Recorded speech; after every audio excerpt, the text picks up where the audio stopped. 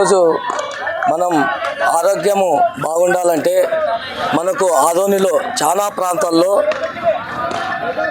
ఆరోగ్యమే మహాభాగ్యం అనే విషయంలో ఆదోని ప్రజలకు మనకు గ్రౌండ్లు ఉండాలి. ఇప్పుడు ఆర్ట్స్ కాలేజీలో చాలామంది ఆరోగ్యానికి వాకింగ్ చేస్తూ ఆరోగ్యాన్ని మేలు కలుపుతూ ఆరోగ్యం చూసుకుంటున్నారు. ఈరోజు మున్సిపల్ సెంటర్లో ఇక్కడ మనకు ఇది ఒక గ్రౌండ్ ఉంది. ఈ గ్రౌండ్లో ఆరోగ్యం బాగుండాలన్నా, ఆడుతూ పాడుతూ ఉండాలన్నా, ఆరోగ్యం బాగుండాలన్నా ఈ గ్రౌండ్లో వాకింగ్ కానీ, క్రికెట్ కానీ, ఫుట్బాల్ కానీ ఆడాలన్నా ఇట్లాంటి చెత్త మట్టి వేసి మట్టి వేస్తే పిల్లలు ఆడుకోవడానికి క్రికెట్ కానీ, ఫుట్బాల్ కానీ, వాకింగ్ కానీ ఏమాత్రం ఎంత ఇబ్బంది ఉందంటే ఇట్లాంటి మట్టి వేయడం ద్వారా ఈ మున్సిపల్ గ్రౌండ్ అంటే పాడకాలని ఈ దిబ్బలు తీసేయాలని, గ్రౌండ్ని కాపాడాలని, ఈ మట్టి మిద్దలు తీసేయాలని విన్నవించుకుంటున్నాము. నా పేరు అయ్యాలప్ప, ఆదోని పౌరుడు, భారతదేశ పౌరుడుగా విన్నవించుకుంటూ గ్రౌండ్ని కాపాడాలని కోరుకుంటున్నాం.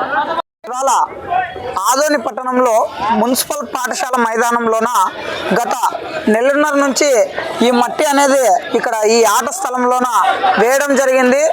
మరి ఈరోజు విద్యార్థులు చూసుకున్నట్లయితే చాలా ఈ మట్టి ఉండటం వల్ల విద్యార్థులు ఆడుకోవడానికి ఆట స్థలంలోకి రావాలంటే చాలా ఇబ్బంది పడుతున్నటువంటి పరిస్థితి ఏర్పడింది. గతంలోనే కూడా చాలాసార్లు మున్సిపల్ కమిషనర్ గారికి, తర్వాత ఉన్నత అధికారులకు కూడా ఈ ఆట స్థలంలో ఎటువంటి వాటికి కూడా పర్మిషన్ ఇవ్వకూడదు అనే ఉద్దేశంతో మళ్ళీ గతంలో అధికారులకు చెప్పినా కూడా అలాగే టపాసులు పెట్టుకోవడానికి షాప్స్కి పర్మిషన్ ఇస్తూ ఉన్నారు. తర్వాత ఏదైనా మట్టికి వేయడానికి కూడా ఈరోజు చూస్తున్నట్లయితే ఈరోజు రెడ్డి అన్న గారు చూస్తూ ఉన్నాం. మట్టి ఈ విధంగా వేయడం వల్ల విద్యార్థులకి దాదాపుగా నాడు నేడు కింద పనులు ఆగిపోయినాయి. ఆ దుమ్ముకే విద్యార్థులు చాలా ఇబ్బంది పడుతూ ఉన్నారు. మరి ఇప్పటికి కూడా ఈ మట్టి తవ్వకాలు ఏదో కాంప్లెక్స్ సంబంధించి తీసుకొచ్చి మట్టి ఈడ గ్రౌండ్లో వేయడం అనేది ఇది చాలా దుర్మార్గమైన పరిస్థితి. అంటే అధికారులకు గతంలో చెప్పినా కూడా అదే విధంగా కొనసాగుతున్నారంటే మరి ఏ విధంగా ఇది న్యాయమో మాకైతే అర్థం కావాలి. విద్యార్థులు ఏ విధంగా ఆడుకోవాలా?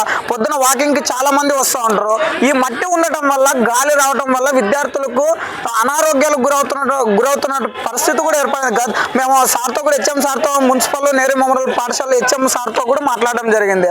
మరి వాళ్ళు కూడా ఏమన్నారంటే మరి ఎవరైతే ఉన్నారో అధికారులు పర్మిషన్ ఇవ్వడం వల్లనే వాళ్ళు గ్రౌండ్లోకి తెచ్చేసారో తప్ప ఎవరు పర్మిషన్ ఇచ్చారు అనేది తెలియలేని పరిస్థితిలో ఉంది. మరి ఇప్పటికైనా ఈ మట్టిని వెంటనే తీసేసి ఆట స్థలంగానే విద్యార్థులకు ఆడుకునే విధంగా ఉండే విధంగా మరి చూడాలనేసి మేము కోరుతా ఉన్నాము. మరి లేని పక్షంలో కూడా ఇదే విధంగా నెక్స్ట్ టైం ఏదైనా రిపీట్ అయితే ఈ మట్టి తవ్వకాలు కానీ ఏదైనా దీంట్లో పెట్టినట్లయితే క్లీన్ గ్రౌండ్ అంటే పాఠశాల విద్యార్థులకు ఆడుకోవడానికి క్లీన్గా ఉండాలి, నీట్గా ఉండాలి. ఈ దాదాపుగా మున్సిపల్ గేట్ మైదానంలో చూసుకున్నట్లయితే అందరూ టీలు తాగ కానీ వాటికి వీటికి చాలా మంది వస్తుంటారు. మరి 4:30కి పాఠశాల ఇడిచే టైం కూడా అక్కడ క్రౌడ్గా ఉంటుంది. గతంలో కలెక్టర్ మేడం గారు కూడా ఇక్కడ ఒక గేట్ ఏర్పాటు చేయండి, ఆ విధంగా ఈ గేట్ ఉండడం వల్ల ఇక్కడ ట్రాఫిక్ అక్కడ పోవడం వల్ల విద్యార్థులు పాఠశాల ఇడిచే టైం కూడా ట్రాఫిక్ అనేది చాలా విపరీతంగా పెరిగిపోయింది. విద్యార్థులు సైకిల్ తోక్కోబడుతూ నడుచుకుంటూ పోయే విద్యార్థులు రోడ్డు దాటాలంటే కూడా ఇప్పుడున్నటువంటి ఆదోని పట్టణంలో ట్రాఫిక్ నియంత్రణ ఎక్కువ ఉంది.